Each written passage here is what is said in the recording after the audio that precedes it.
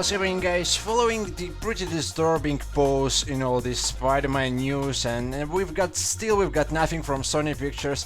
Finally, we've got some rumors and some allegedly legit information from actual sources regarding the Sony Pictures recent hack attack. As we know by now, in case you don't know, you can check out the links in the description box. Sony Pictures has been hacked by some unknown hackers.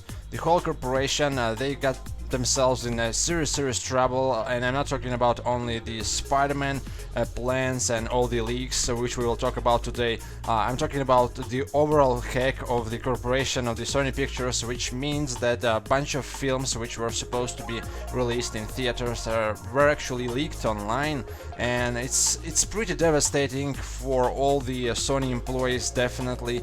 Now what we've got just recently from various sources such as /film.com and Wall Street Journal, where the rumor came from first. Of course, Wall Street Journal allegedly removed the information by now, but it's still now all over the internet.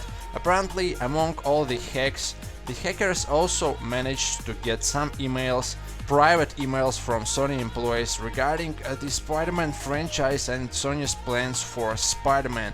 And apparently we know what's going on in terms of that. We know what type of deals they wanted to make and what type of deals they actually will make. We will break this discussion in a bunch of videos. First of all, of course, we're talking about the fact that at some point it turns out from all the emails, Sony actually tried to negotiate with Marvel. We've been hearing rumors about it for quite a long time now, and apparently it's the case. Sony Pictures motion picture chef Amy Pascal says in the emails that apparently Marvel Studios wanted to include Spider-Man in Captain America: The Civil War, which is of course the next chapter, one of the upcoming Marvel films about the major event from the comic books, an event where Spider-Man plays a crucial part. He's a really big player there, the Civil War storyline, and it will be adapted into the film in the Captain America 3 Civil War film. Now what's really interesting and what's maybe disappointing to some fans, maybe some people will actually glad to hear that apparently Wall Street Journal reports that Sony and Marvel talks about Spider-Man joining Marvel and Spider-Man actually appearing in Captain America Civil War fell apart. So it's not really happening. At least we know something was going on there. So Spider-Man was supposed to be, there were talks about Spider-Man appearing in Captain America Civil War, but it's not really happening. So despite myself, saying that the franchise is still going strong, and despite myself actually believing that eventually we will get a Spider-Man film which will please everyone, we have to admit, we've always admitted that the Amazing Spider-Man 2 critical reception, some of the critical reception definitely didn't serve too well for Sony's plans. They announced the Venom and Sinister 6 spin-off films. The Venom is happening, Sinister 6 is happening. We've been hearing reports, some official reports regarding Venom, for example, the script for Venom spin-off film, so it's happening. But yeah, there are some problems, and Sony definitely are actually listening to all the fans, most of the fans who actually want Spider-Man to join Marvel. Sony owns the Spider-Man movie rights, Marvel owns the merchandise rights, and it's actually a wise move for Sony to actually include Spider-Man in Marvel. We talked about it a bunch of times. You can check out the videos in the description box regarding what might actually happen if Spider-Man joins the Avengers and what will be, how it's actually possible to tie everything up. And my personal thoughts is that definitely it's very devastating news for, as I said, for all the Sony employees, for the corporation itself, but at least we know something now. We know that there were some negotiations, and it doesn't mean that Sony are selling rights, wanted to sell rights back to Marvel. That's definitely not happening, because Spider-Man is the world's most popular superhero, as we know.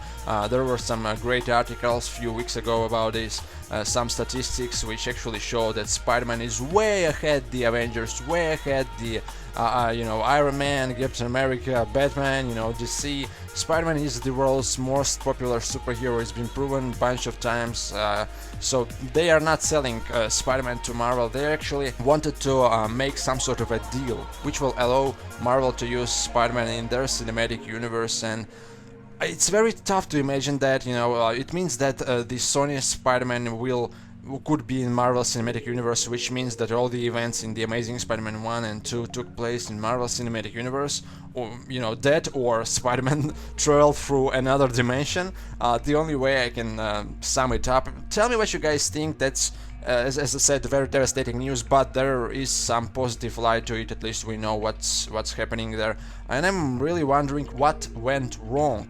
What exactly went wrong in all this negotiation, why Spider-Man won't actually appear in Captain America Civil War. But I'm pretty sure it has to do with the finances, with the money, and it's probably that either Sony or Marvel didn't agree at some point as to how much both of them will earn from this collaboration.